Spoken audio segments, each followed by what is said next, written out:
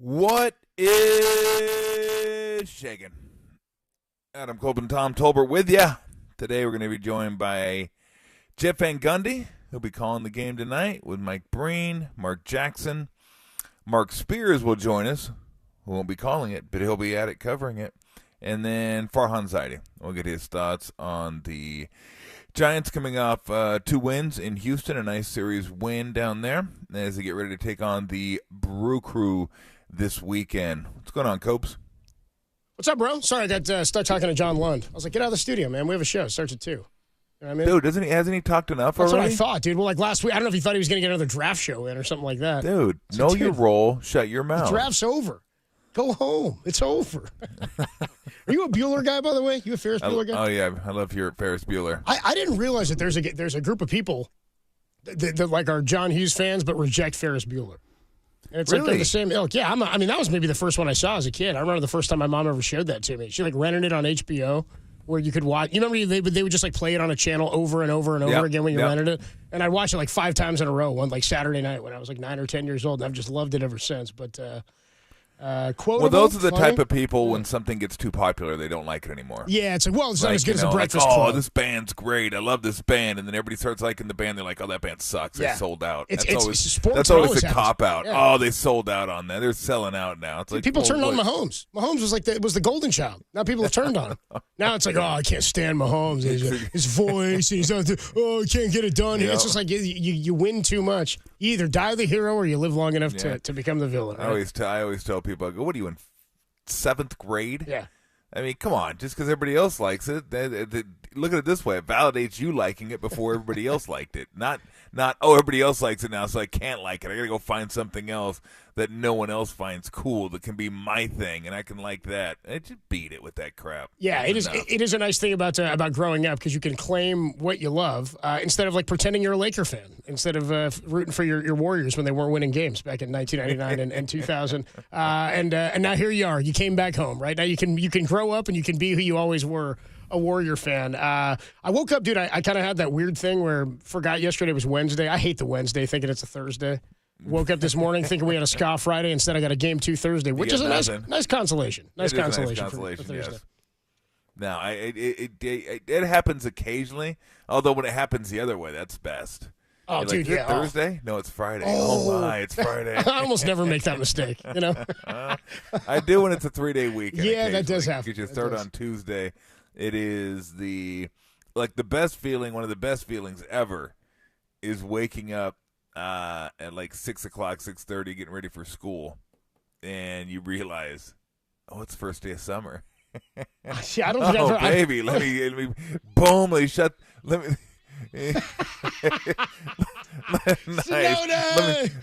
this off, and I'm good to go for 3 months. I'm solid, yeah. I don't think I've made that mistake. I think that would probably be more likely to happen if you like got bounced from a playoff series that you weren't anticipating getting bounced from. Like if you thought you were going to be around for a couple more weeks and you wake up, you're like, oh, I don't have to be at the arena or at practice or anything. Got an exit interview and now I'm hitting the beach. We'd like to avoid that for some time, I guess. But in terms of the sort of comeback from the other night, we'll get into this all day. We got plenty to get to with this game all afternoon long, and we will take a break and talk Giants baseball with Farhan a little bit later, as you mentioned earlier. But a lot was made of the Game 1 ability of the Lakers and the chance that they had to go steal Game 1 or take Game 1, and you play LeBron and AD both over 40 minutes. I sort of wonder if they, again, not that you take your foot off the gas pedal, but if they saw that as the game they could steal, if you're going to strategically do this thing, you got the one you needed.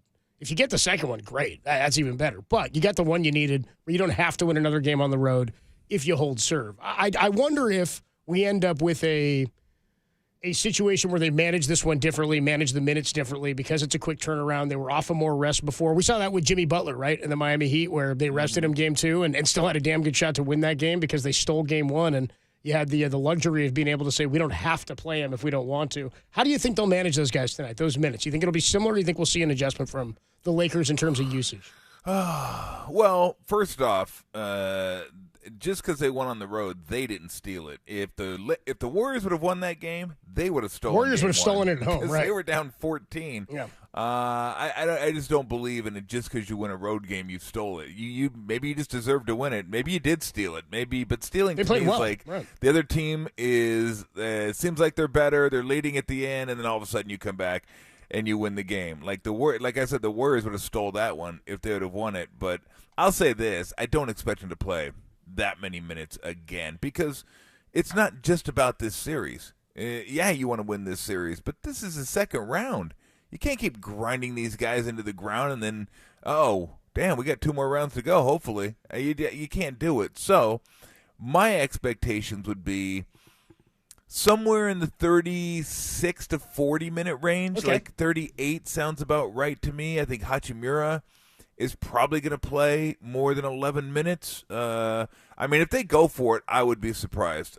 Sure, you'd love to get 2, and I don't think you go at it saying, well, because every time you ask teams, if you ask them right now, we're not satisfied with 1. We're not we wanna satisfied get with 1 2. at all. Yeah, We if want they- to get 2. wait till they And lose then if tonight, they lose, right, yeah. then they'll go, oh, we got what we came Oh, here that for. was the job. We wanted to get yeah, 1. Exactly. So, I mean, they want to win the game. Yeah. You better want to win every game. It's only a race to 4. Now, you better want to win every single game, and you better have that sense of urgency. But you don't want to push it.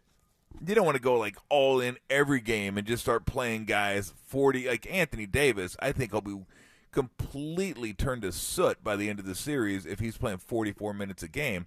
Now, there were times during that game where it wasn't a hard 44. Like he stood in the lane a lot of defensive possessions. So he's not using energy every single time on defense. He's just kind of patrolling the paint and tagging off as guys come through and just kind of standing there. So He contested 17 shots. yeah, the level of the intensity wasn't always at its highest peak when he was playing defense. That being said, he did put forth a lot of energy, and that is a lot of minutes. So that would be my expectation, is that it wouldn't surprise me if LeBron were down there too, try to get him back to around 36, 38, Anthony Davis 36, 38, and that would mean like Hachimura can fill in both those spots. He can fill in playing the center position. Now, and I don't even know what positions are anymore. It's like it's not just like center, power forward. He's in the small front forward. court is where he is. Yeah, exactly. So he could definitely do that. And I'm trying to see who else didn't play much for them. Brown played 12, Hachimura 11. Gabriel could play a little bit more, but Winyon's long. They don't need it. He does a lot of the same stuff. He's sort of a long rebounder, right? Yeah, Defender. he hasn't like he's, played a ton in the playoffs, I don't think. I'm looking at his game log right now against Memphis. No, they may play well. No, I take that back. He actually played over 20 minutes every game against Memphis, and one of them played 32. This is a matchup thing, yeah. So, yeah, I mean, he's a guy then. So, if they get rest, those are your 2 guys. If LeBron and AD come off the court for, let's say, 6 more minutes than they did last game, then, yeah, you could see Wenyen and Gabriel getting like 10, 11 minutes. You could see Hachimura getting closer to 20 minutes. I mean, he's been playing really well. He played really well against Memphis. So that would be my expectation, is that they limit minutes a little bit. And nobody else played. I mean, Reeves played 38. He's young, no big deal. Russell 32, Schroeder 31, or Schroeder. I think that'll be the case again. Vanderbilt 25. Maybe he even plays a little bit more, but he expends so much energy when he's out there just because he has to chase Steph around all over the place. But if that's the one thing that I see changing minutes-wise for the Lakers is fewer minutes for James and AD, and maybe a few more minutes for Hachimura and Gabriel. We will talk much more about this. Just real quick on the minutes for AD. You were saying you don't think he'll work that many minutes. Game 1 against the Warriors was the 4th most minutes he's ever played in a playoff game. Get this. His top 5 games for minutes played in the playoffs, all against the Warriors. 46, Really? 45, 45, 44, 43. Wow. He's only played 42 minutes or more 2 other times, and it was against the Lakers. It was against Denver and Miami when he was with the Lakers going for the title back in 2020. So the Warriors bring it out of them. Teams that have AD, whether it's the Pelicans or the Lakers, they know if AD is going to be out there, they need him on the floor. Third most minutes he's ever played in a playoff game was game 1 against the Warriors. How much do they play him tonight? What do the Warriors do to try to counter AD and LeBron? I'm not going to get lulled to sleep by LeBron James, by the way. The distribution sort of playing off the ball. No, and they're not either. No, they should me. not. No, they're very aware of what he can do. What are the biggest improvements that have to happen in game 2? We'll run through a checklist. If X, Y, and Z happen, what do you have to improve? What has to get better, and what can you can afford to give up a little bit of? Because we know points in the paint are not something they're going to win the battle at, but you got to mitigate those just a bit. We'll talk about that on the other side, and then Jeff Van Gundy joins us at 2:30. Game 2 tonight. Tolbert and Copes on the Sports Leader.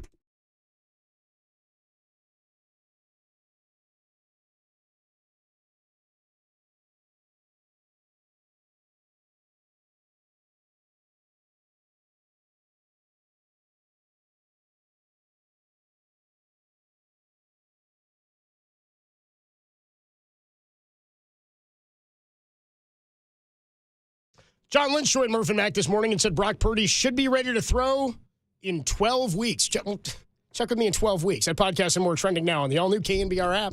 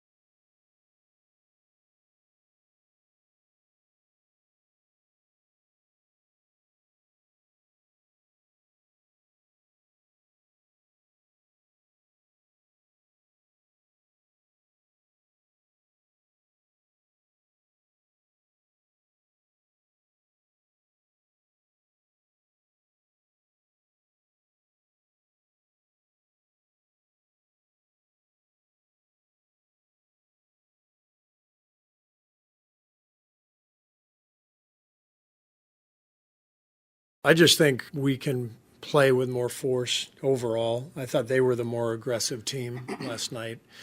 And with a little more energy, a little more force, then I think we're much more likely to be attacking and getting to the foul line. Brunson defends, snaps it outside to Wiggins. Goes by drops the sledgehammer. Oh, that's a poster. I'm sorry. Steve, I think Kerr is going to challenge it. That is a poster. That should be an and one, if anything. Well, that was Steve Kerr on with us yesterday talking about being more aggressive in Game 2 than they were in Game 1, as evidenced by the 53 three-pointers they attempted and the points in the paint domination by the Lakers, 54-28. Maybe he was talking about aggressiveness like the highlight you heard there at the end. That was the Andrew Wiggins dunk over Brunson and the Mavericks last year. That was a conference final last year against the Mavericks, who find themselves out of the playoffs this year. But that's the type of aggressiveness I think he's talking about. The getting into the lane. It's tough, though, man. I mean, we were talking about AD and how he clogs things up, how he didn't really even have to exert tons of energy for a lot of the time he's standing out there. 4 for 17 on shots that he contested were the Warriors in Game 1. So Steph talked about that pretty specifically, about getting deeper when he wants to try that little floater, where or not getting quite as deep, where he was maybe taking too many steps in before he tried to float that over. His launch angle maybe too straight up. He's gonna have to lower that, right, to get a little bit further out with that runner. But these are the types of in-game sort of miniature adjustments they have to make. But as a whole, there's probably some stuff we got to go over that need to be better for this game. Yeah, again, it's such an interesting series because of the way both teams go about it. It's just so different, and it's almost like, okay, what's going to win, big or small, inside or outside? So it's fun to watch, and it'll be interesting to see what the adjustments are today, what the Warriors are trying to, accomplish. I think one of the things they have to do is get to the paint and go at his body at least a few times. If you're not gonna go all the way, then pull up at 10.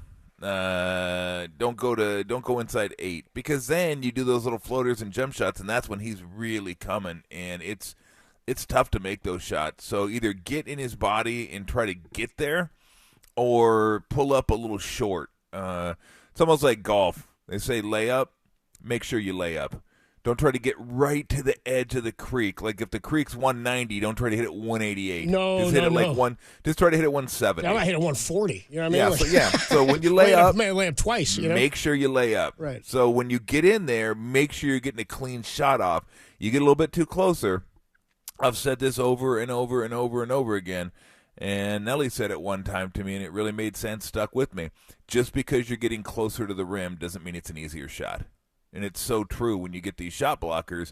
You'd rather have an easy 12 to 15 footer than get 2-3 feet away from the bucket, and then you got all these arms and guys that are super big like Anthony Davis and Vanderbilt. It's hard to make those shots. So if you are going to do that, then go with some ferocity. Like go to dunk it, or just go in there with a little bit of anger and force the official to make a call at least a few times. Like if that doesn't work, then I don't know what the hell you're gonna do. But you got to try it. You can't just acquiesce and say, okay, he's really big, really good shot blocker. Let's not even try, because then they've won at that point. They've won that part of the game. Like they've sealed that off, and you're not even gonna try to score at the rim. Right. You have to at least try to get in there. But if you're gonna go, you better go strong. And you better go with some force. It's kind of like the Nuke Lelouch hit the bull every once in a while. You know what I mean? Make him think about it. Make him know that it's there. Make him know that you're not afraid to come inside, that it's still in your bag. If you just shut it off entirely, then they know, all right, well, we've protected this element, and that's not something we have to be concerned about. Yeah, you have to give it a shot occasionally. You're not not a steady diet of it. That's not going to be successful. A strength of yours going into this game. We already know that. That's not who they are anyway.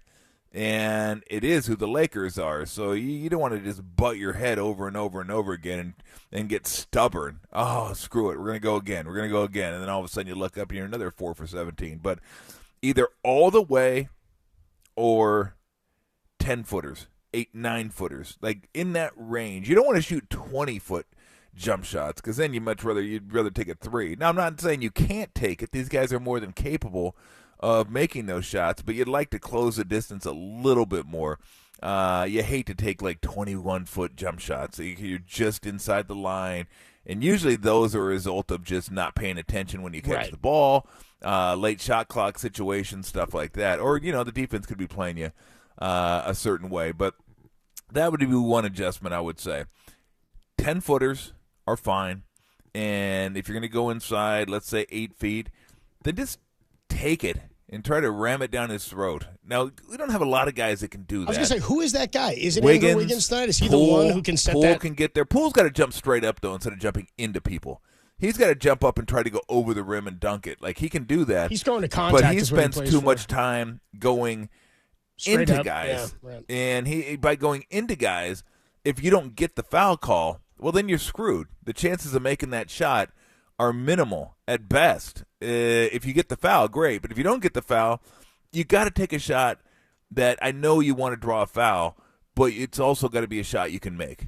Like, I'm going in there with the intent of drawing a foul, but I'm going to give myself a chance to get a three-point play out of this. It can't be I'm going to jump into somebody, hopefully I'll get a foul on this, but if I don't, then I'm screwed and I end up on the ground. That can't be. So he's a guy that can do that. Wiggins is a guy that can do that. I think Clay could drive in, jump stop, pump fake. He's become very good at that, where he drives, and then it looks like he's going up for a little jump shot, and then pump fake. It gets that head going up and the shoulders going up, and guys jump. Then you jump into Davis, you get the foul, stuff like that. Not really his game. Steph likes the floater game more, so he's not going to get all the way to the rim for the most part, but he can hit the floaters from 9-10 feet. He doesn't have to get to 4 or 5 feet. So he doesn't have to do that. Draymond's not really going to do it. Looney's not going to do it a whole heck of a lot. So Kuminga would be a guy to do it. I just don't know if Kuminga's going to play. I don't know if he's part of the game plan. We'll see. He most certainly wasn't last game. And it wasn't like they got blown out, so you're rethinking everything. So I don't know. I'm not going to say I'd be surprised if he played, but I don't know if he was part of the plan going into the series. But things change, and maybe he's a guy. Things evolve, right, throughout the series. Yeah, exactly. So maybe he's a guy that can bring some of that athleticism. But, again, that's something they got to be able to do. Take it in there at least a little bit. It's like a pitcher pitching inside. Doesn't have to be over the plate. Right, make him think about it. But they got to know you're willing to come in there. So, and then when Anthony Davis is out, then it's going to be time. I know they have Winnie and Gabriel and Hachimura and Vanderbilt, and those guys are long and they can block shots too. But that's the time to really try to get in there and do some things. But again, that's a worry. I mean, that's a Lakers' strength. So you know that, but you can't give up on it. You can't just say, we're screwed. No. You got to try. Yeah, I'm with you. For me, Andrew Wiggins is that guy because of what we saw last year, and that's the element that. And we talked about this, him being able to play free because he doesn't have to be as who was it? Antonio Daniels called him. He was Alfred. He was like, he's not Batman or Robin. He's Alfred. We were like, I mean, kind of selling my man short as the butler of the Cape Crusaders. But I think an element to him in that you couldn't build a championship team around him is that we didn't know that he was capable of that type of aggressiveness and physicality within himself to say, I can do this and I can change the sort of script of the game or the tone of the game by my athleticism and my ability. And it doesn't have to be do that and then take over. I can do that, change the momentum, and then let the other guys do their thing and be sort of a cog in this system. That's why, for me, I think he's the one who has that ability. Steph can do it anyway. Because Steph, anytime he shoots a 38-footer and knocks it down, the lid's going to come off, right? But for a guy to be able to sort of change the mentality of the Lakers, he's the one guy I think I'm confident enough who's able to do that on a regular basis where if he does it, you have to respect it.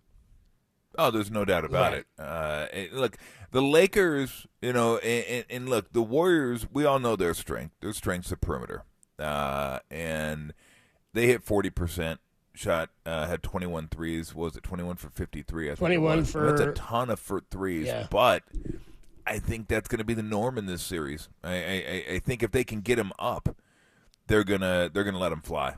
Man, I guarantee you, Darvin Ham's talking to his guys saying, "Look, we lost him. Brown lost him. Lost Clay a few times. Vanderbilt, you're going to lose those guys occasionally. You can't stick to them like flypaper. But I think they want to do a better job of staying on top of them and forcing him in the lane. The Warriors got to run. They have to get the ball out and go, and transition will be their friend. Get to the Lakers before the Lakers set up their half-court defense. You don't want to have to butt heads against their half-court defense all night long. There's just no reason for it. If you can run, and they can, then get it and you gotta go. get out and run. Don't walk it up the court. Yeah. Don't jog it up the court. I mean, go. And you might not have anything. Now, when I say go, it's not a license to run down the court and shoot it. It's just go. Like, make them get back in defense. Make them maybe have a cross match or two where they're not able to pick up the guys they want to pick up. They stay on their side of the court, and they have to match up because you push the envelope. Right. Quick dribble handoffs, or get the ball into Steph's hands so they don't have a chance to top block him and let him handle the ball early. Again, and we talked about it yesterday with Steve. Can't do it every possession because he'll wear down, but you do want to do that more than you did in game one. But if you run, even if you don't have anything, then you can just set up your actions, get into early offense, and they're just not set defensively. When you let them come back and say, okay, you got him, we got here, you got here, okay, here we go, and bam, we're ready. Now we're ready. It's like a shell defense. Like, okay, now we know exactly what our responsibilities are, and we're going here, and you're going up here, and I'm coming here, and so you send him here, and if you do, I'm with you. But if you can get down there quickly and then get into your early offense quick, you may find yourself with, I don't know, 8, 10, 12 more opportunities, like better opportunities to score. And that's how you can get to the rim, too. You run, you can get to the rim a little bit more. You drive down, draw Anthony Davis towards you. If you drive it, throw it over the top like they've been really good at doing. So there are ways to combat it, but if they're going to try to beat him in the half court the whole game, I'm not saying they can't, but you're making it tougher on yourself. Yeah, you got to make up some of those points in the paint by getting up the floor. And as we pointed out, while the Warriors went 21 of 53 and got outscored in the 21 of 53 from deep, outscored in the paint 54-28, and at the free throw line 25 of 29 for the Lakers, 5 of 6 for the Warriors. The Warriors entering tonight's game, when they make more than 23s this season, 14-5. Since the deadline, the Lakers have had 2 games where they've made 6 or fewer threes. They are 1-1 in those games, 2-1 if you include game 1 of this series. We will talk to Jeff Van Gundy, who will be on the call tonight, about this very game, Warriors and the Lakers. Warriors looking to even the series before they head back on down to L.A. Not a must-win, but damn important. Tolbert and Cobes, Jeff Van Gundy joins us next on the Sports Leader.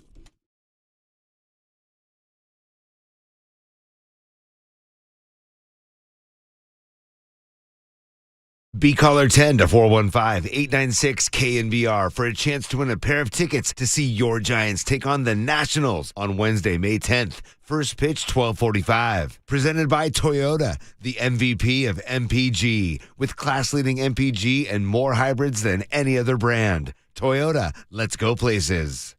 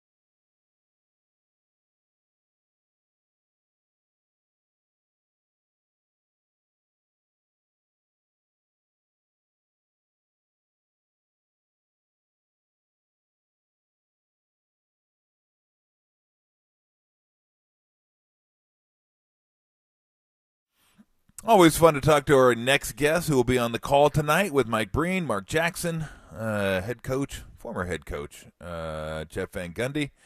Coach, what's going on? Not too much. How are you? Fantastic. Do you remember being involved in a series or calling a series where, I mean, it's so glaring that one team's weakness is the other team's strength and vice versa? No, not this discrepancy. No, not at all. Like, I don't know if there has been one where one team lives at the free throw line, the other team lives behind the 3-point line. I mean, it's so good to watch how two different teams try to arrive at the same result of a win, doing it stylistically very differently. Yeah, I totally agree with you. I was talking yesterday about how it's the same reason I used to like to watch the Colts and the Ravens. One great defense, one great offense. I love matchups where stylistically they're just so different, and you see who can end up winning, whose will is going to prevail. So we were talking about the Warriors getting to the paint and how they didn't have any success. And I was saying you got to be willing to take those 10-footers because once you go inside 8 feet, you're screwed. But they got to attack at some point and just say, look, we know this isn't our forte, but we got to at least get to the rim and try to jump into the body, see if we can pick up a foul, maybe some pump fakes work. I'm not saying a steady diet of it because that's not who they are, but you can't just give up on it, can you? No, and I think, again, different games take on totally different personalities. So Sure. I think you want to be in the paint. The ball has to get into the paint so that all good things can happen. You know, that draws help, and then second shots, and then, kick out passes for more open threes. So I think just a basic tenet of good offense is getting the ball into the paint. Now, you don't want to be stubborn and trying to shoot over, Anthony Davis time and again at the rim. But that is also a place where, to me, Looney can thrive with all the second shots. So it's very interesting. I think the more balance you have, the more places you can score from. And the mid-range shot, that's why I never, like when Thompson or Curry take mid-rangers or Wiggins, I think you have to have some variety. I love when they throw the ball into the post and run all their split action. I think that's a good way to try to get the ball closer to the basket to give the Lakers, a different look. But I suspect what you're going to see tonight, Tom, is more Curry pick and rolls. I think him being the dominant guy right from the get-go to try to draw Davis out of the paint, to draw James out of the paint, because you can't let him come off clean at the three-point line. I think that'll be interesting to see if that happens on a more regular basis. And don't they have to play faster? Because that defense is tough to butt your head up against over and over and over. For me, if you play faster, you may be able to get some cross matches. You may be able to get some stuff in the paint that you can't get in the half court. And even if you don't get anything in fast break, at least you're getting them to get back, and then you can start running your action quicker and get into a little more tempo, because the Warriors can do that. Sometimes they don't. I'm not really sure why. But I think that's a way to attack a defense that obviously is a very tough nut to crack in the half court. Right, and that plays right into the weakness of the Lakers. Half-court defense is a huge strength. Transition defense is a huge weakness. Yeah. And so the Warriors obviously have a speed advantage in this series, and the size of the Lakers is a huge advantage for them. So certainly you want to play as many possessions before their defense gets set. And if you're able to create an advantage, even if it's not an initial shot in transition, but you can create some sort of scramble situation, you want to create an advantage and keep the advantage throughout the possession. So absolutely, I would agree with you. They're at their best usually when they're playing at a quicker tempo, but particularly in this series. Talking to Jeff Van Gundy on the UMA guest line here. Warriors and the Lakers game 2 tonight, 6 o'clock at Chase Center. Tom's been saying for the last couple of days, too, that he thinks the mid-range is going to be key in this series for the Warriors. That if they're not going to get all the way inside, that I guess the logic you're using, Tom, kind of like when you shoot your way out of a zone. Like you get into the mid-range there, you draw them out a little bit, but you're creating more space, and they've got to think about it. Is that something you expect them to do more of tonight? I don't know if straight mid-range, like, 15 feet and in, 10, Yeah. I just think the more areas on the court that you're willing to exploit, and I think the Warriors usually do a good job with their shot profile of, they're trying to score at every area because there's a lot different analytics in the playoffs than there is in the regular season. The whole idea of all you want to shoot is free throws, layups, and threes. That sounds good until you play against the best defenses. And you have to have an answer in different areas of the court for different teams. And I think the Warriors do that very well. And I think, I always go back to this. When they tied it up, if they had ended up winning the game, would there be great consternation about how they played? And the answer would be no. I think the Warriors played fairly well. It is hard to overcome the free throw discrepancy, but they really did play a good game. They only had 8 turnovers. That's what worries me. When the Warriors foul recklessly and turn the ball over recklessly, that's when I think they were most vulnerable. But I thought they actually played a good game. I think, James could play much, much better for the Lakers. And then I think Curry and Thompson and Wiggins can all play much better, for the Warriors as well. So I'm really interested tonight. But I thought they played a very solid game one. Yeah, I agree. I think both teams have a lot to feel really good about and some stuff they're going to definitely want to clean up. What do you think about the minutes for Davis and James? Because I cannot imagine they're going to go 44 and 41 again. These guys will be soot by the end of the series if they ever get to that point. Do you think it's a little more Gabriel, a little more Hachimura tonight? Do you think they'll? I can't imagine they'll play. What do you think? Well, I don't think they can play. I don't think they can win not playing big minutes with those two guys.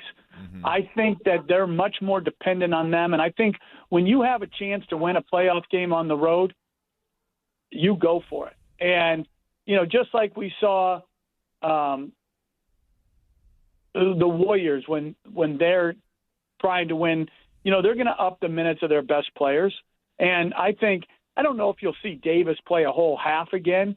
Yeah. But I think to think that they're going to play, mid-30s is not realistic either. I think they'll play their guys, and if the game's out of hand, you'll see them sit them. But if they have a chance, I think you're going to see James and Davis play huge minutes, probably more minutes than the Warriors are willing to play Curry and Thompson. Yeah, because I thought Hachimura played well when he played. He just only played 11 minutes, and I thought he would definitely be a guy that would get a few more minutes. So what do you make of Davis? Because I said, and you said it earlier on, one game doesn't necessarily dictate how the next game is going to be played or how a player is going to play. Just because he dominates one game doesn't mean he's going to do it the next game. And we've seen that from Davis in his career, and certainly in the first round where he's up and he's down. You're not sure exactly what you're going to get from him.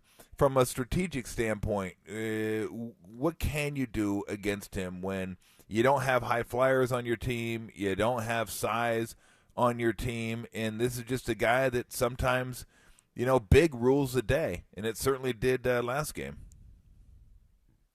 Well, I think if Davis is available, he's going to be great defensively. Mm-hmm.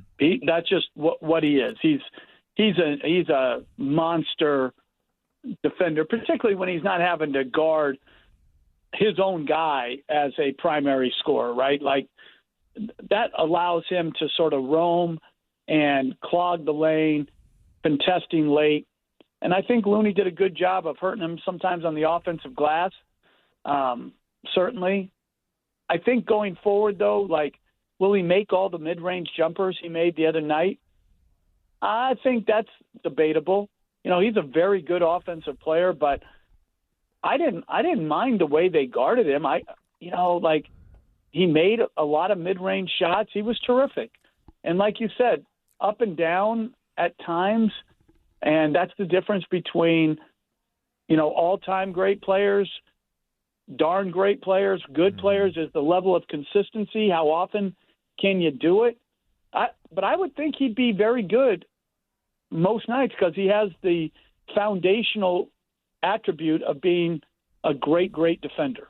Yeah. A few more minutes here with Jeff Van Gundy on the UMA guest line. When there's that much, like Steve Kerr made a big adjustment in game one, right? Going from the bigger lineup to the small ball lineup, about 6.5 left, and they go on the 14-4 run and tie the game after they were trailing by 10 in the fourth quarter. When you come into a game two like this, I know you can't abandon what your initial plan was, and Looney pulled down 23 boards for you, but do you go back to some of that and then have a sort of a breaking point? Do you work small from the jump?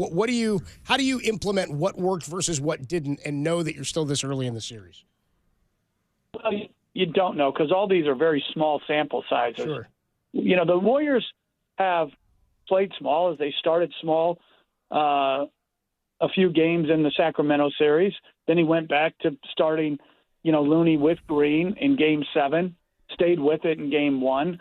But they're used to playing both ways. And both ways, their starting lineup when they've been big has been outstanding for the most part. Their smaller units, if Poole's going to be that efficient, then that small unit has a chance to be outstanding, whether it's Looney as the big or Green as the big. So I think it's good for the Warriors is that they're adaptable. They can play both ways. I don't think it's a huge adjustment either way. And, they deployed JaMychal Green, made a couple threes for him, which I thought was good.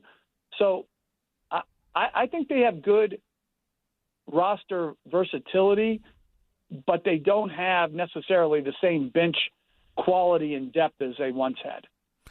Talking to Coach Jeff Van Gundy, nice enough to join us. So what is the adjustment to make when the Lakers are top blocking all your guards, sitting on the top and just letting them go backdoor, funning them into Anthony Davis? What can you do to kind of alleviate that pressure or maybe even take advantage of it? Well, I think you saw some of it in the fourth quarter, more pick and rolls for Curry, right? Mm-hmm. So if he's the primary ball handler and you run a pick and roll for him with either Davis or LeBron James defending and they want to stay off in coverage to clog the lane, well, Curry can bang the three off the dribble because both Green and Looney are excellent screeners, and he can get in the lane and start to create more havoc. So I think that's the number one way.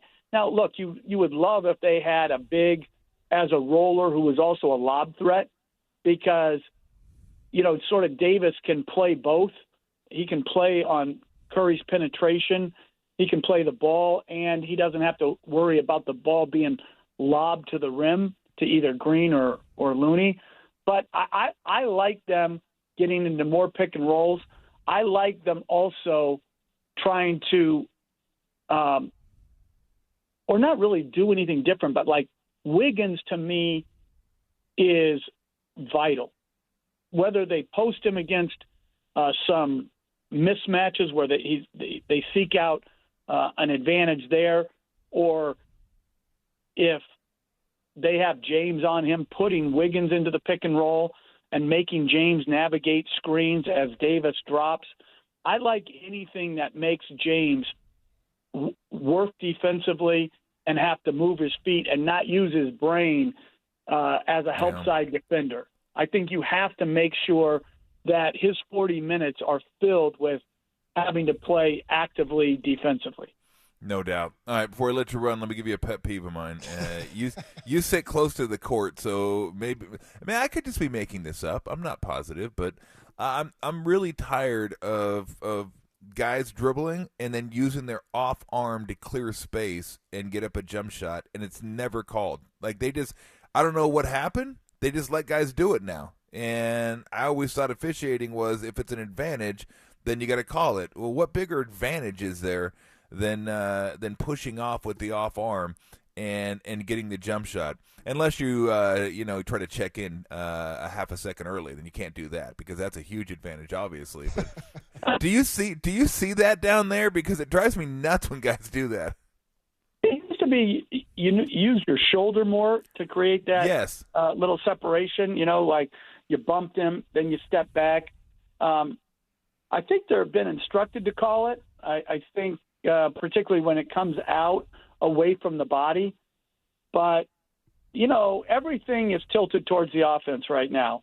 And I was hoping you were going to say your pet peeve was when they send the senior citizens dance teams out there. I thought that was your pet peeve, and I was ready to hop on the bandwagon. But the hardwood classics is what we call them. The hardwood classics, right? Yeah, the arm extension. Not. You know what? It's got to be taken care of. But I got a few things that I have as pet peeves that supersede that. Back to the dance team, right? Well, give me. I want to hear a couple of them. Give me a couple pet peeves. I'm not quite as bothered by the senior citizen dance team, but I don't sit as close as you do. The number one peeve I have but it would impact the Warriors negatively, is the unequal treatment when it comes to technical fouls. And it's based on who you are. And some of the things I hear get said to an official and they take, and then other guys throw their arms up and they get a technical foul. It drives me crazy, the unequal treatment and the lowering of the standard we have for some players and this high standard for others or lesser players in the referees' minds. That, to me, is pet peeve number one. Okay. Real quick, I'll respond. I'm with you on that. I was one of those guys that didn't get a lot of leeway. I remember walking up to Jake O'Donnell one time, and it was a terrible call. And I walked up to Jake, and Jake goes, I go, Jake, and he goes, I've had enough. I go, had enough? I didn't say anything. No, and he just walked away from me. No, and you know what? That's wrong on every level to me. It's just wrong. And it happens with coaches too. Some coaches get away with a lot more than other coaches. And it's always been a pet peeve. That, the dancers, let me see, what else do I have for you?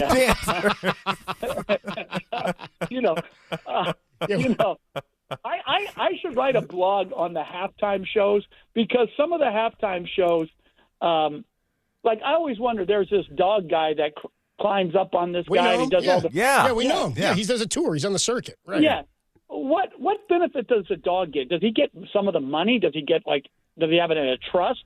Does he have better accommodations? He doesn't get paid probably at all. It probably hasn't enhanced his life at all.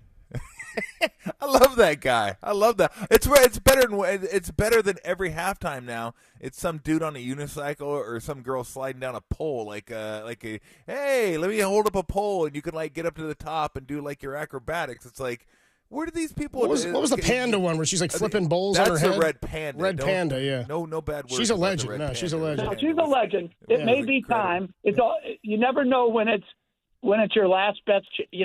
When it may be time to put the bowl away and ride off into the sunset. But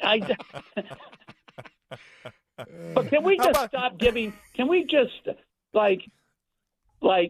And the other thing is the reviews still, to me, can we just go back to playing and just stop all the reviews?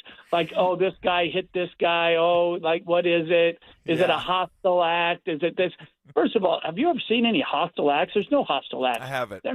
No, stop. No.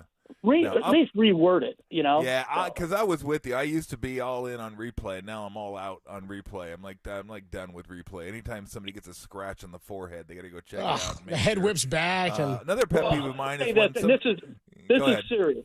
The flopping, and I know you're a pro flopper, but What? No, you were a pro flopper. It's okay. was not Now a pro we know flopper. Nellie taught it. I worked for Nellie. No. The first day in practice, we practiced flopping. But Oh, Just good to because know. I yelled doesn't Yeah. mean I flopped.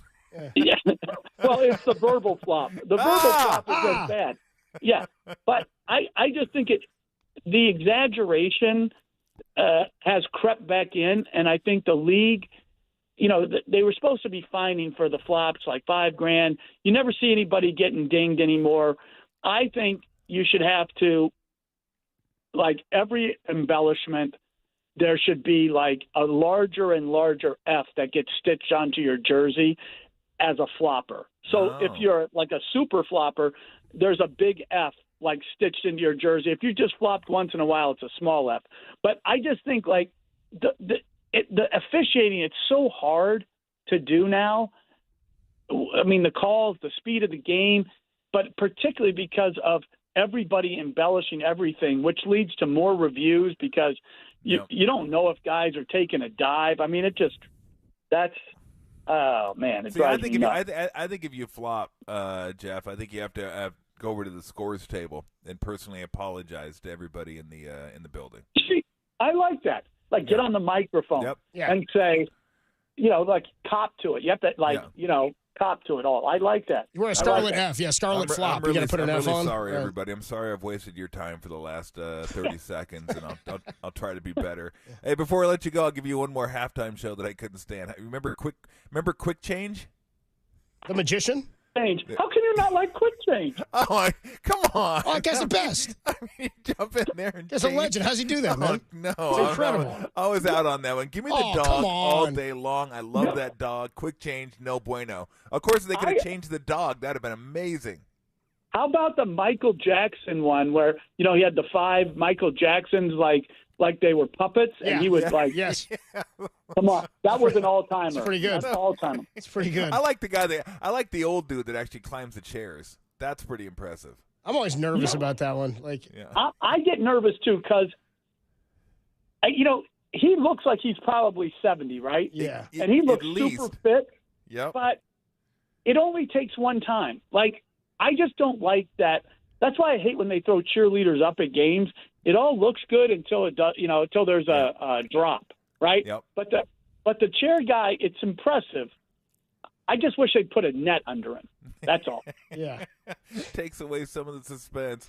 Oh man! All right, Coach. I'll be looking at you.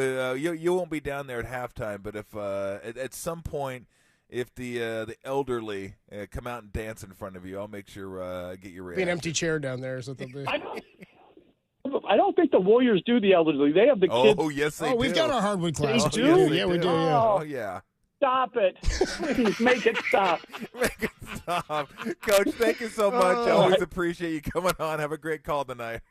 Take care. Good stuff. Take it easy. Great stuff from Jeff Van Gundy. We got great analytical breakdown of the Warriors and the Lakers, and a breakdown of the best and worst, or favorites and least favorites of halftime shows at Chase Center. Good stuff. Yeah, I love that dog. That little Chihuahua I just don't is care. awesome. I don't care. I'm with him. I'm like, When what's he's his? on the basketball and he's walking the basketball, that Dude. guy's the man. That's the man. He is the man. You see that package he's carrying? Oh my God! I don't even know how he balances with that thing. Maybe he uses it like a balance. Like the tightrope. That's it, dude. He's holding the pole. The bar. He's holding this pole, dude. That's what it his is. Yeah. bar, man. He's got that pole. Like, okay, let me go this way. Center of gravity, dude. He just swings it left to right. He's just gotta figure out which way to go. It's amazing stuff. You'll have to report back tomorrow on what tonight's halftime show is. On the other side, we got to get into how the Warriors try to defend Anthony Davis and LeBron tonight. But breaking news in the NBA: an NBA champion head coach has been fired. We'll tell you who next. Tolbert and Copes, only here on the Sports Leader.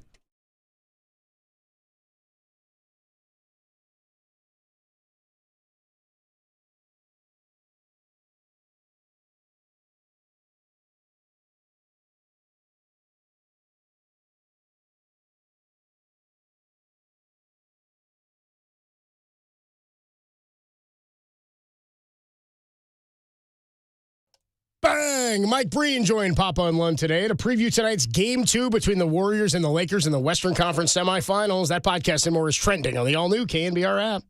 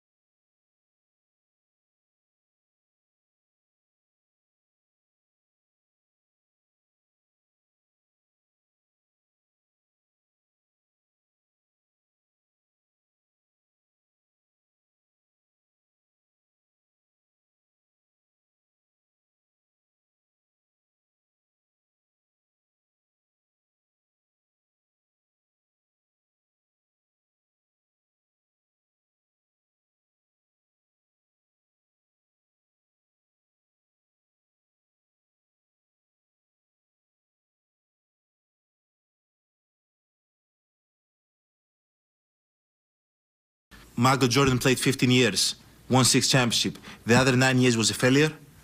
That's what you're telling me? It's a wrong question. There's no failure in sports. You know, there's good days, bad days. Some days you are able to be successful, some days you're not. Some days it's your turn, some days it's not your turn. And that's what sports is about. You don't always win. Still do love that answer from Giannis. I don't totally agree with all of it, but I get the premise of it and what his mentality is and what his mentality has to be. All that said, while Giannis may not have viewed this season as a failure, certainly the Milwaukee Bucks brass and ownership did.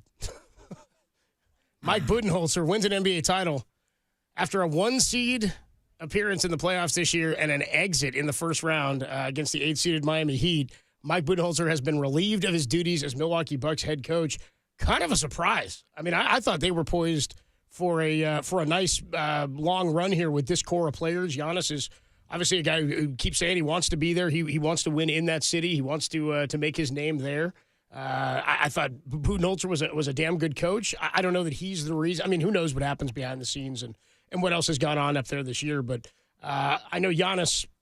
I know this guy is putting some of this on himself just because he wasn't out there every game, not because it was his fault. He got hurt in game one. But, was it a failure? I don't know. A failure. Now we're parsing words here or trying to dig into what the meaning of that is, like MVP with most valuable player versus best player. But they didn't achieve their goal, and it was a realistic one because you were the 1 seed in the Eastern Conference. So, yeah, you fell short of what you were capable of, I think, this year. And now they're going in a different direction. A little bit of a surprise that Budenholzer's act here. Yeah, I guess. The thing that surprises me, and this is something they must have been thinking about because Giannis is out the first 3 games, basically. He plays 11 minutes in game 1. They lose that, and then they go 1-1 in the other games. I don't think Miami wins that if Giannis is there for every game. That being said, they did blow fairly sizable leads in the last couple games. The last game, I think they blew a 16-point lead heading into the fourth quarter. That's right. And lost in overtime. And it doesn't help where you end up leaving the court with 2 timeouts. You don't get a shot up at the end of regulation. Like that kind of stuff, it will drive you nuts. So, but it's not something you look at and just that alone is going to get you fired. So there had to be some questions before. But because of the record during the regular season, best record in the league, they let it play out. So it just had to be something they were thinking about, and this gave them the reason to go ahead and do it. Yeah, I the other one who got let go at the end of this season was Nick Nurse, won the title with Toronto against the Warriors. That one to me made more sense because Budenholzer was part of like what built this team into what it is and then made them a champion. Nick Nurse, the same sort of thing, went through and obviously took a different path. He was like in the G League, right? Wasn't he like a G League coach and then got named the head coach of the parent club in the Toronto Raptors. But also when you lose Kawhi Leonard, it's tougher for me to, again, you need everybody there. Nobody's doing it without each other. You need the coach, you need the players, you need the superstars. You don't get it done without everybody who's there for that season. But when Kawhi leaves, it sort of felt to me like you're paying Nurse to try to keep this thing together. They thought Siakam might have developed into a little bit more than what he is, and he's a damn good player, but he's not Kawhi. And so it makes sense to me that you're thinking Nurse was the right guy for that run. Now we've got to retool and sort of refit this thing. I thought Budenholzer was still the right guy for this organization. I'm trying to get his numbers here. Hey, I would look, if I was Milwaukee, I'd look into Nurse. That's where I'd go immediately. I think Nurse is a really good coach. That may be where they're going. It's just sometimes it could be, and that could be too. I didn't think about that, but it could be he got fired. Hey, we really like him. Let's get rid of Budenholzer so we can go out there and get Nick Nurse. That makes sense if they decide to do that, because I do. I like Nick Nurse a lot. I think he's a good coach. I don't watch Toronto a ton, so maybe if I watched him more, I'd have a more informed opinion and be able to tell you, well, I didn't like this about him or I do like this about him. But from what I've seen, I do like him as a coach. So be interesting to see which way they go. Budenholzer may get another head coaching job depending on how many open up.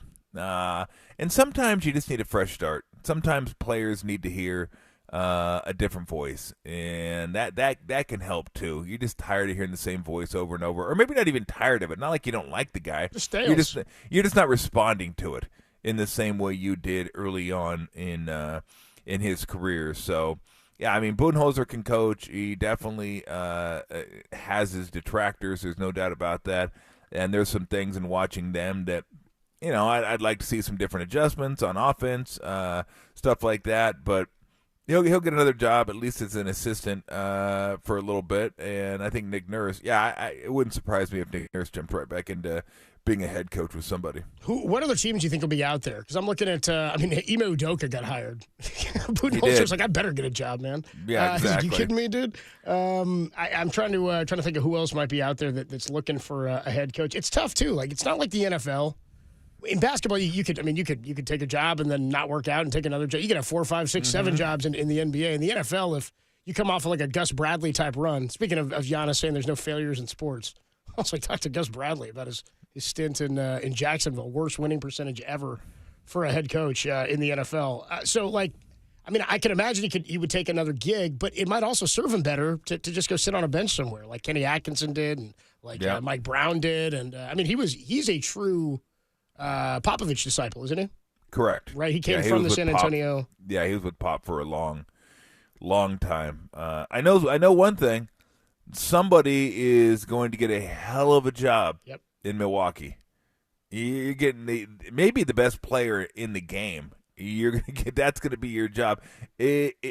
Not dissimilar to the job that Steve took over here. Right. They were younger though. They were younger. This team's a little bit older with Holiday and Middleton. Yeah, Steph wasn't at the status that Giannis is at now. Yeah, exactly. Right. Not sure if Lopez will be back. So, but still, you don't get jobs like that very often. Usually you are getting the Houston jobs and stuff like that. So you got a few years to go. You don't get a job where you're like, hey, there you go win a championship. You have a chance to win a championship with this team. So I don't know, but there'll be a line. Trust me, there'll be a line of coaches that are like, hey, I'd love to have that job because you can win a championship.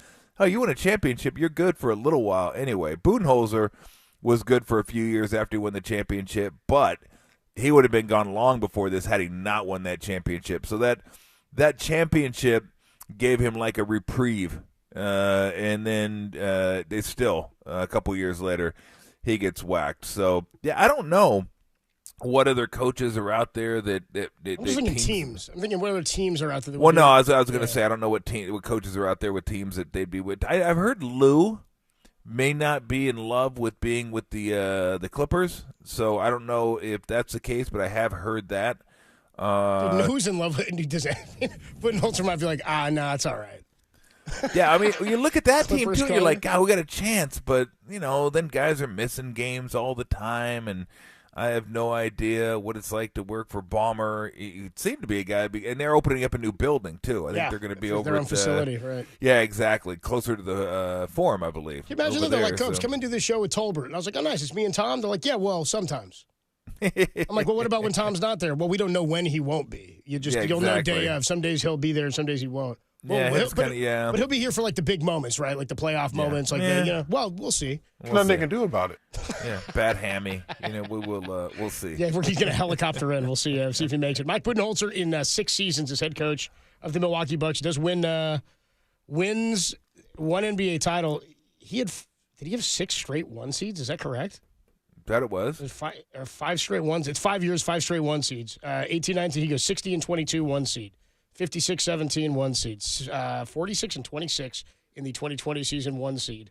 51-31 1 seed, and then 58-24 1 seed. Damn, it's the only time he's finished. And well over 500 in his career in the playoffs. So Mike Budenholzer, a 2-time Coach of the Year, NBA 3-time Coach of the Year actually, 2-time Coach of the Year, and a championship in Milwaukee as well. We will get back into the Warriors and the Lakers. 6:00 tip tonight for the Lake Show and the Warriors as the Warriors look to even the series at 1 game apiece.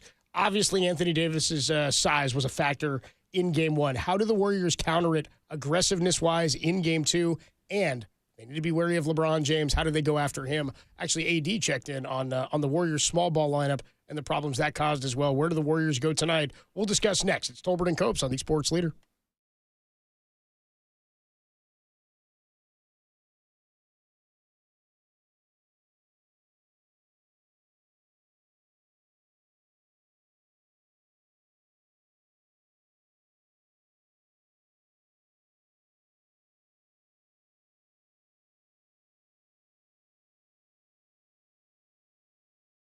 Sam Amick joined Murph and Mac this morning to discuss the adjustments the Warriors need to make in Game 2 tonight. That podcast is trending on the all-new KNBR app.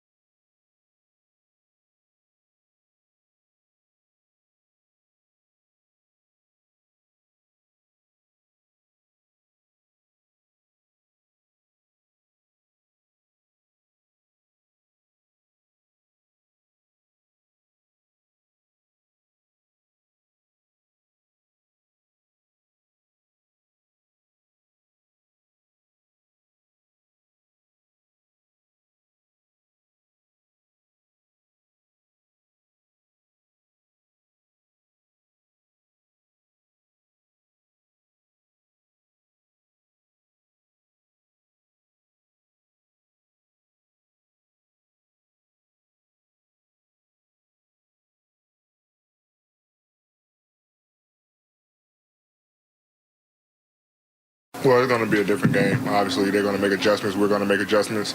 The building will be probably a little bit louder. We obviously don't want to go down 0-2, so the crowd's going to be more into it. But we're going to continue to, I'm going to continue to be aggressive. I know our guys are going to continue to be aggressive. Obviously, we know that Draymond, likes to help. So we probably, if they do decide to put him on me, figure out ways I can be effective, with him doing this thing defensively. But who knows? I mean, we'll see what happens in game 2. If they make that adjustment, if they don't, and still trying to find ways to attack. There's Anthony Davis talking about the Warriors and that small ball lineup, how they combat that tonight, as he was dominant in game 1. What was it? How many minutes did he play? 44. 44 minutes in game 1. In the entire second half, right? He didn't come out in the second half. So he played 24 straight in the second half. 30 points on 11 and 19 shooting. 11 and 19, and then you go, yeah, well, they shot 29 free throws. He only shot 8. It's like he gets to the line 15 times or something. 30 points on 8 free throws and 11 of 19 shooting, 23 boards, 5 assists, 4 blocks. Now, we've talked about the off games for him throughout the postseason where he's kind of gone every other game effectiveness-wise. I feel like we're overstating that a little bit because that's more about just the scoring than it is about his production. Yeah, offensively, he's been up and down. He's been great rebounding, great protecting the rim. Even when he doesn't score, he's still a monster in those areas. Yes, it is just the scoring's been a little up and down, but yeah, everything else, he's been rock solid, if not spectacular. He's only had 2 games this postseason where his plus-minus was a minus in an individual game. It was game 2 of the first round and then game 5 of the first round. Those are their only 2 losses. And in those games, he was a minus 17 and a minus 10, 4 of 14 shooting, 14 of 23 shooting. He did have 31 points in that game that they lost. So that's one of the games where they go, yeah, he was good offensively, had 19 boards. But in game 6 that they won, only had 16 points and had 14 rebounds. So he was still effective and was a plus 31 in that game. So he's been pretty effective all postseason long. In terms of how they combat him and how the Lakers try to combat the Warriors' small ball lineup, they can't leave him open in the mid-range. But do you go in with a similar game plan with just defending him, Looney and Draymond? Like, are those the 2 guys you throw at him just over and over? I got his numbers against them, actually. He shot 8 of 12 when Looney was his primary defender. Mm-hmm. He was 7 of 7 on open looks, and the Warriors were 4 of 17 when he contested shots. So 8 of 12 against Looney. He's size-wise is the only thing you have. You have to use him, but I don't know where you go besides that. What other strategy you can work with? Well, zone. We'll see how much zone they decide to throw in there because they don't have a lot of shooting. And we saw it last night in the fourth quarter when they took Vanderbilt off the court because they went to the zone and brought back in Russell. Now you're going to be better offensively, but you're going to be worse defensively. So I don't know how much zone they'll want to go with tonight. Maybe give them a couple different zones. You go with the 2-3, the 1-3-1. You can throw that in there a little bit. Is there one that you think was more effective against, like the 2-3 is obviously teams that can't shoot. That one is great. Yep. Because they've got to shoot their way out of it. You just sort of sit on the inside, block the paint, and they can't drive on you as long as you're shifting and collapsing in the correct spots. The 1-3-1, obviously, I think they have the right athleticism for it. I think they have the right roster for a 1-3-1. That was always my favorite zone to play. I mean, you're just hoping to get the ball in the corners and then be able to trap them there in the corner. In the corner. And usually what will happen is you'll have the low guy in the wing hit the corner, and then the middle guy will slide down to the block and try to take care of everything at that point. It comes that way. Exactly. Right. So, but you're just giving them different looks, having them try to think their way through it in what they're doing. So, again, it's not a ton of adjustments in that you lost by 20. You lost by 5. Yeah. So you were there. There was a lot of good stuff. A lot of good stuff they did. If they won, Van Gundy just said that. You would have said, yeah, they played pretty well. Yeah. I did think they played well. They did. They did. I mean, we said it yesterday. A lot of good stuff and then some stuff you had to clean up. And the Lakers, the same way. They added a lot of good stuff, but there's some stuff they're going to want to clean up as well. And that's why it's fascinating because it's 2 different styles and what style's going to win out. I can make a very easy case that Anthony Davis is not going to be as efficient tonight as he was in game 1. I can make a very easy case that 3 guys for the Warriors aren't hitting six 3-pointers. that they're not hitting 21. That's minus money, I would bet. Yeah. Yeah. I would wager that's minus money. I mean, I'll bet right now the Lakers are plus 20 in free throws. That's not going to happen again. At least I don't think so. Again, it's about, if you're the Warriors, shrinking those numbers, and if you're the Lakers, shrinking that 3-point total. So where they don't have 21 and maybe you have more than 5 or 6. They're capable of having 10-plus three-pointers. D'Angelo Russell's a guy that's probably going to have to hit 4 of those. James, who's shooting 19% going back, a week or two, and I think he's like 9 for his last, 48, something like that. So he's been brutal from 3. But he's capable of hitting 2 or 3 You have to of respect those. it. Yeah, Austin Reeves is capable of hitting a few of those. Like Austin Reeves, you don't want to just leave out there. D'Angelo Russell, you don't want to leave out there. If LeBron wants to shoot a 3, you're just going to have to say, go ahead. I got to give that to you because it's better than letting you go right and get to the rim. That's what you don't want to do. Let him get in the paint. Then he can pass out of it. He can finish at the rim. I got an appointment with the rim. Right. Appointment with the rim. Everybody out of my way. And I expect him to be, as aggressive as he was in Game 1. I mean, he took 24 shots. It wasn't like he was passive. He took a lot of shots in that game. He just didn't make many of them. He was only 9 for 24. So you probably expect him to shoot a better percentage and him to be a little more efficient. So while there's things you look at and say this will probably drop a little bit, there are things you look at and go, well, this will probably come up a little bit. I don't expect the Warriors to shoot 40% from 2 in this game. That's an awful number. As good as they were from 3, that's how bad they were from 2. You'd like to be over 50% from 2. So I expect that number to come up a little bit. So I was excited to do Game 1. I'm excited to do Game 2 to see how all the things that these teams kind of worked on transpire and manifest themselves on the court. But it'll be very similar. Yeah, I mean, you are who you are at this point. The Warriors, 3-point shooting team. The Lakers, interior dominance. The Lakers don't foul a lot.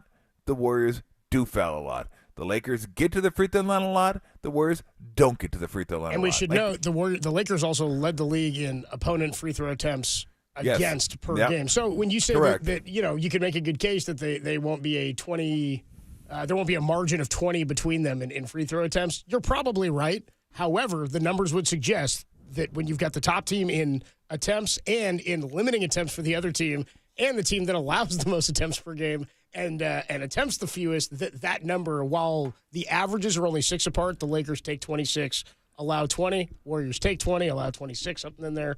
It would tell you just logically that delta could get a little bigger. But 20 is too many. Well, let's say it's 12, right? One's plus 6, one's minus 6. Let's just say, for the sake of argument, it's plus 12. Like, you could live with that. Yep. That's fine. That's just can't be... It can't be a minus 23 is what they were in attempts, and a minus 20 when it comes to makes. That's what I'm talking about. Like, those numbers were ballooned. Like, they were supersized in Game 1. You can get outscored in the paint. You can't get doubled up in the paint. Whether you score more points in the paint or you limit them, one way or the other, it's hard to survive when you're getting doubled up in the paint. And it's really hard. I read a stat today where the Warriors, I don't think they've lost a game in like years or hadn't lost a game this year when they've made 15 more threes than their opponent. You said they were 14-5 when they make over 20. Apparently they were undefeated when they are plus 15. That's correct. In 3-pointers. Yeah, so I think we looked that up the other day. Yeah, I think we had that one didn't pan out. So you expect that number to probably, shrink a little bit, where the Warriors, because 21 threes is a ton of threes. If you hit 14, 15, that's usually pretty good. And you expect the Warriors coming into the series probably hit around 15 in any given game, give or take a couple. I expect the Lakers to hit like 8, give or take. 6, 10, maybe 11 certain games. But that's not really, who they are. They don't shoot a lot of them. And like I said, the most likely candidates are Russell Reeves, maybe Schroeder. Yep. Occasionally will knock down a 3. And then, James, if he gets it going, he might have a 2 or 3 night. You just never know with him, although he's been brutal lately. They were 25th in the league in attempts per game. Now, again, it's a different roster now. Not who they are. But it's just that wasn't their game. And again, we showed you. They only had 2 games with this roster where they'd made 6 or fewer three-pointers in a game since the deadline, and they went 1-1. And a couple of those games that were attempting like 35. They're shooting like 17%. They don't care. That's not their game. Their game is not sitting on the outside. That's the Warrior game. And if they're going to make the Warriors sit out there, I think they're happy with that. If they're like, we can get them to take 53s, we can live with that if they're not getting in the paint. I want to hit this real quickly, a piece of sound here from LeBron. They asked him about the Lakers' defensive strategy here after Steve Kerr made a nice adjustment late in the game. Worked out. They went small ball. I'm still kind of intrigued by what other lineups they could plug and play here. We'll see what happens with Gary Payton. Like, could that lineup still help you defensively and go small and spread it out? Here's what LeBron says about the Lakers' defensive strategy. We got to do a better job. I think, even though late, they made a run, and I think throughout the second half, just only giving up 48 points, that's really good, But we had a couple of lulls where we allowed those guys, Steph, Clay, and Jordan to get some looks that if we're really tuned in, it won't happen because they're going to get their looks anyways. So we can't have our own personal problem mistakes. So we got to be better. We got to be better. We love the game plan, but we got to be better as the guys on the floor.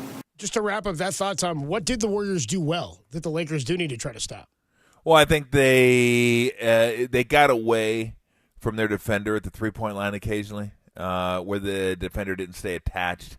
And it's not – look, Clay, Steph, those guys aren't just running in straight lines. They're not going, okay, I'll go here, then I'll go there, then I'll go here, then I'll go there. They're going to make you think they're going here and then come back out. They're going to come back out, cut back, and then come back around the screen. So, they're trying to work their butts off to get open. They can't just mill about and be open because they know that's what the Lakers are trying to take away. So that's what I was talking about. When both teams are happy with a lot of what they did, they're not going to be happy with some of the stuff they did. And that's one of the things the Lakers, I figured, wouldn't be happy about. Because if the game plan is to take away threes, not only did they make 21, they took 30 in the first half. Right.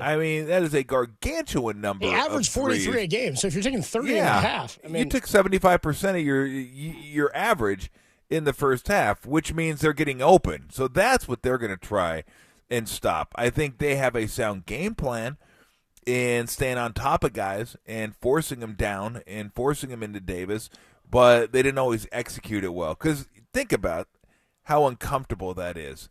You can't see the ball, and you're guarding a guy on the top side. That is so uncomfortable because no one plays basketball that way. You're always taught be on the low side. That way you can see ball and man. You see where the ball is, see where your man is, and then you stay attached to him. But they wanted to play the high side, which I think makes a lot of sense, and I like that strategy. But it's uncomfortable because you just can't see the ball. And it's not the way you grow up playing. And sometimes you get caught. Like they'll fake going back door, and you'll jump, and then they'll get on top of you and come back around. The goal is not bite on that. Like if you're on the top side, you got to be so disciplined. I don't care if they cut to the bucket. I don't care. I'm not letting them get above me. But you would never play that way against any other team. You wouldn't, because you wouldn't want a guy to go back door. I'm trying to stay between you and the bucket, not between you and half court. And that's how they're playing. They're like, I'm going to stay between you and half court. I'm on the high side. I'm not letting you come up for like three-point James Harden, shots. they were doing that to him, yeah. Yeah, I'm not going to let you do it. We're going to play behind you. Yeah, but it's so unnatural because I'm used to being between you and the bucket. It would never happen in any other sport. Yeah, because the bucket's the most important thing. I want to let you get close to the bucket, then it's a layup.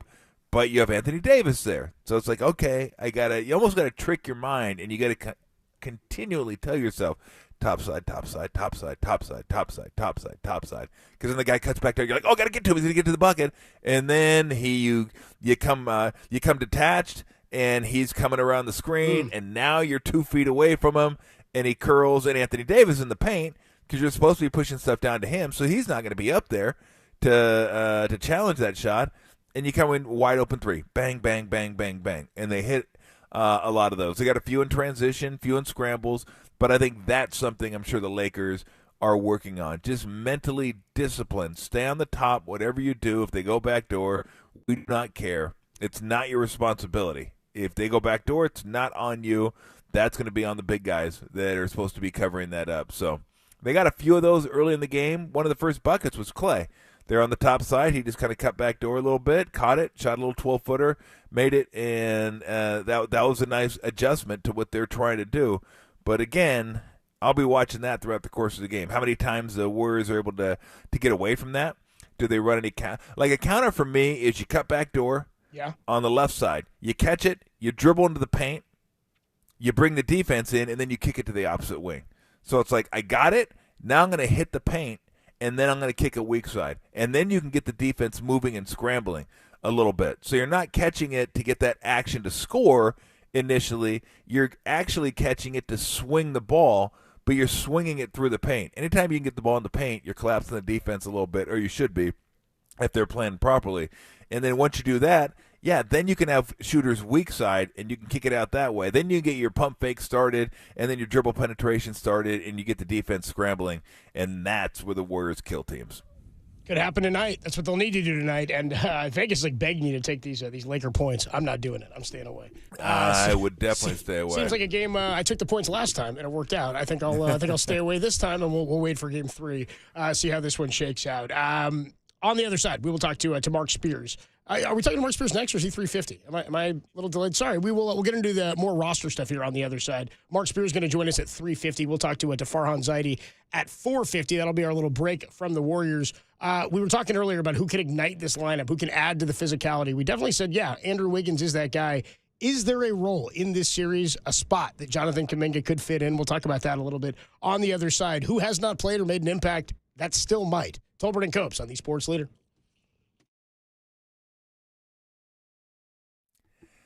Hey everybody, Mr. T here for Alex Kugelman and the Kugelman Law Team. In case you have not heard, probably haven't, you don't keep up with IRS news unless you get your IRS daily. You probably don't get that either. They're receiving $80 billion to increase enforcement and audits of individuals and small business owners. Bad news. Good for them. Bad for us. I hate audits. I hate the word audit. I never even had an audit. It makes me uncomfortable to think of the word audit. So if there is an audit in your future, if you have tax problems, major tax problems, just anything related to IRS and taxes, give Alex Kugelman and the Kugelman Law Team a call. I just got my taxes done there, and I knew exactly what was happening. He's very personable, makes it very clear, very concise, the steps they're going to take to get stuff done, and I can only imagine how comforting that would be if you had a tax situation that, I don't like answering the phone, don't like going to the mailbox, I don't know what's coming down the road. You want to know what's coming. He's going to let you know what's coming, how he's going to handle it, and how you get out of that mess, okay? And then mentally you'll feel good because you have a plan. Always good having a plan. If you don't have a plan, then things are not great. But when you have a plan, you feel good about it. Like you know exactly what steps you're taking to resolve your tax issues. So do yourself a favor. If you have any tax issues, schedule a consultation. You're going to be meeting with a managing attorney, Alex Kugelman, or the managing attorney, Alex Kugelman, and you're going to be educated, informed, and feel a lot better about where you're at. So do yourself a favor, get the consultation, know where you're at and where you're going. Visit sftaxteam.com to schedule your consultation, and it could be crypto issues too. I know nothing about that, but if you have crypto issues, then he can handle that as well. That's the SF Tax Team at sftaxteam.com, or just Google Kugelman Law, Kugelman, Kugelman Law, your tax and crypto attorneys. Alexander Kugelman, managing attorney, 21 Tamil Vista Boulevard, Suite 202, Corte Madera, California, 94925. This paid endorsement does not constitute a guarantee or prediction of results.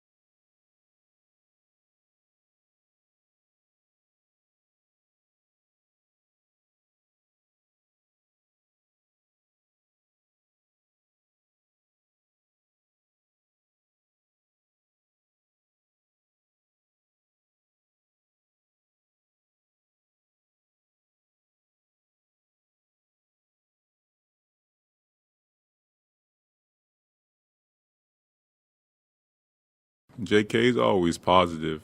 He's working hard. Always wants to learn, and he's a young kid, and everyone knows he wants to be out there.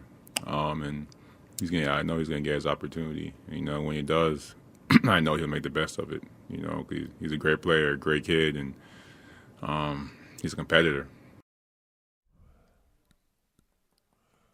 As Andrew Wiggins talking about Jonathan Kuminga, who, I think we forget still that he's like, what is he, 22 years old or something? 21? He's like 20, isn't he? He's 20? He's even younger, right? Because he got here, he was 19 or something, right? Yeah, I'm not sure. I thought he was 20. He could be 21.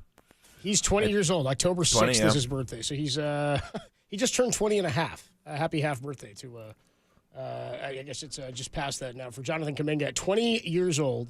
And he played in last year's postseason. We saw him develop last year. I was pretty pleased with the trajectory we saw from him this year, considering how raw he was last year. And it's been tough to develop talent with this team. I mean, we talked about that. The two timeline thing we talked about all season long until really they pulled the ripcord on that and traded James Wiseman, where we were saying, Moody and Kuminga and Wiseman. I remember you and I for a couple of weeks talking about how this looked like the deepest Warrior team. Yeah. Remember us? We're like, this might be the best team Steve Kerr's ever had, man. It's as deep as it's ever been. And the roles just didn't play out that way, and obviously injuries are a factor. I do trust Kuminga, but you got to take the good with the bad because he is 20 years old. I do like the idea that we saw some experience from him in the playoffs last year. And also, just because he hasn't played game one or in the first series a whole lot doesn't mean there's not a role for him or a spot he can fit in later this series. They may need him.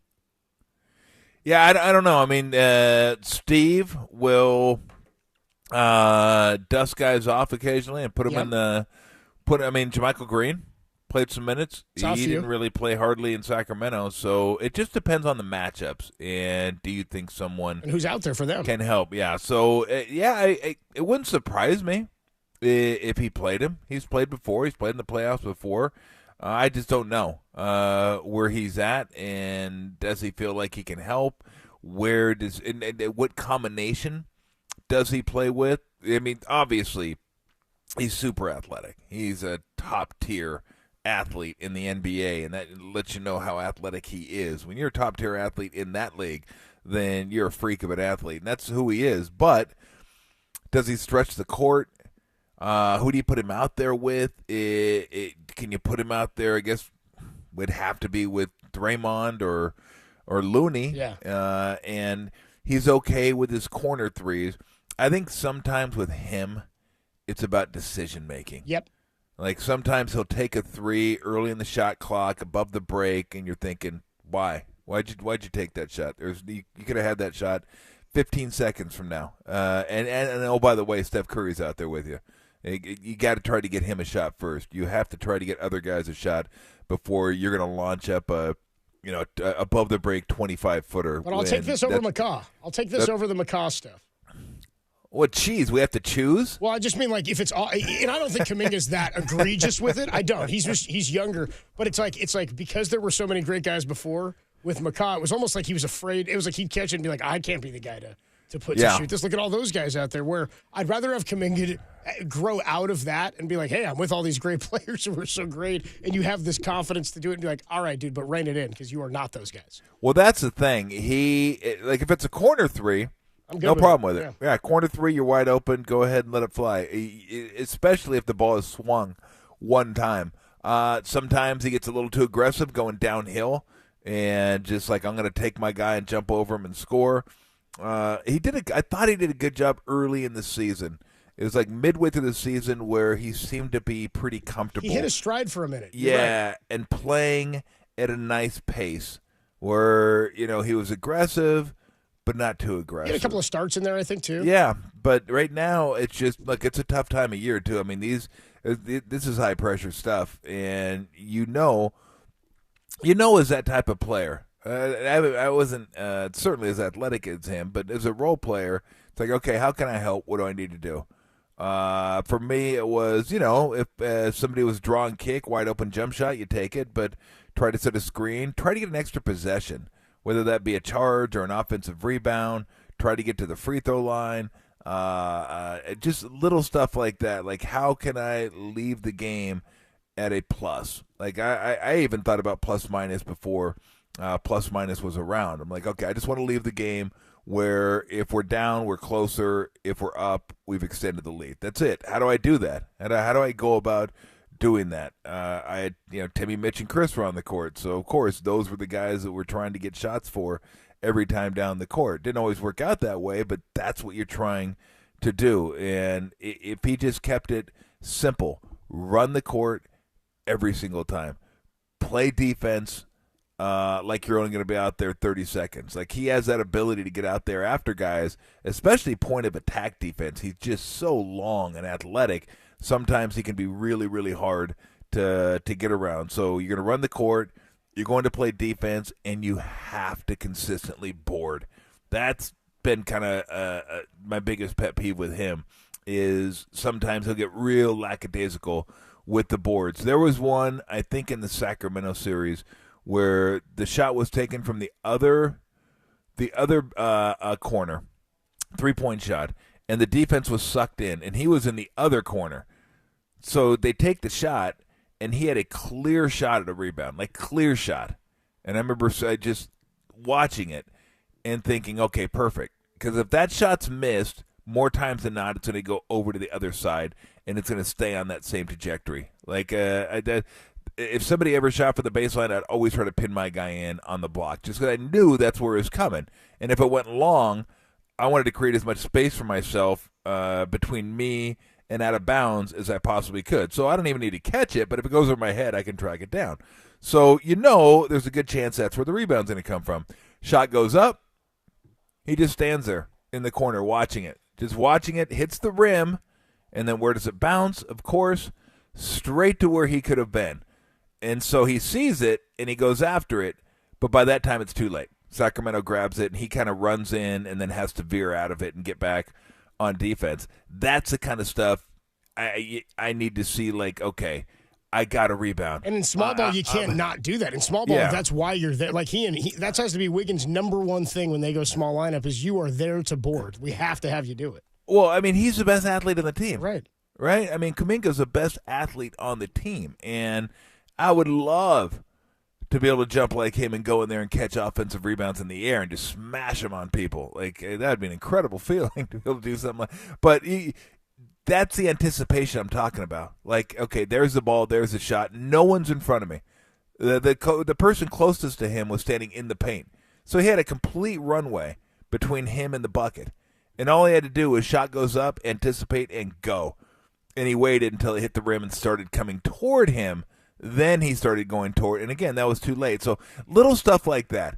Like if you're gonna be part of that lineup, you got to rebound. Like he should be a rebound every 4 minutes guy. Period. It should just be every 4, and that's not elite. Elite's usually a rebound every 3 minutes. So if you play 36 minutes, you're getting 12 rebounds. That's like an elite rebounder.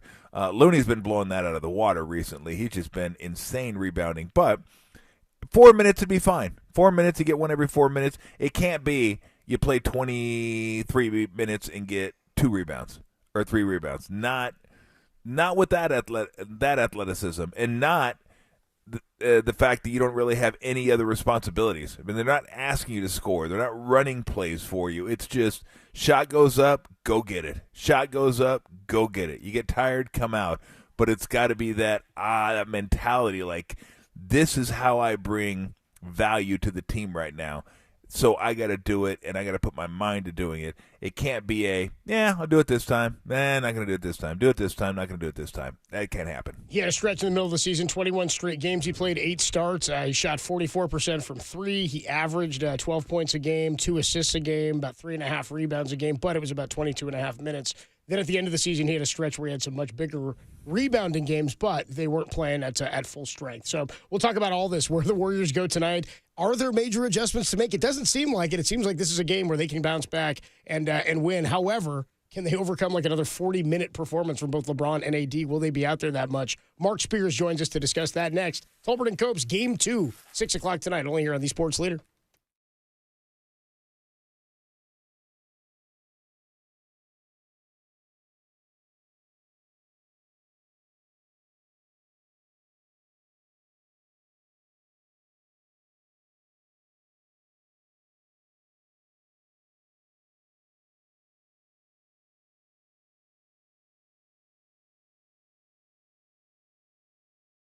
Steve Kerr defended Jordan Poole's potential game-tying shot attempt with Tom and myself yesterday. Check out what he had to say about that shot. That podcast is trending now on the all-new KNBR app. Hey, what's going on, everybody? Adam Copeland back here. My good friend Steve Moskowitz hanging out with me on the line. Steve, tell us today about the ERC. ERC, Employee Retention Credit. This is where the federal government is giving away, that's right, giving away up to $26,000 for every employee that you had in 2020 and 2021 that qualifies. But a lot of CPAs are telling people you don't qualify that do qualify. How can that happen? There's two different ways to qualify, and you only need one. The easy way is a certain drop in gross revenue. A lot of CPAs are stopping there, and if you don't have the drop in gross revenue, they're saying no ERC for you. Wrong. There's a second test. It's just a lot more work for the professional, and that's why they're not doing it. We're happy to do all the extra work for you, determine if you qualify. And if you do qualify, let's get every dollar to which you're legally entitled. Thanks so much, Steve. Give Steve Moskowitz a call, 888-TAX-DEAL, or you can find him online, moskowitzllp.com.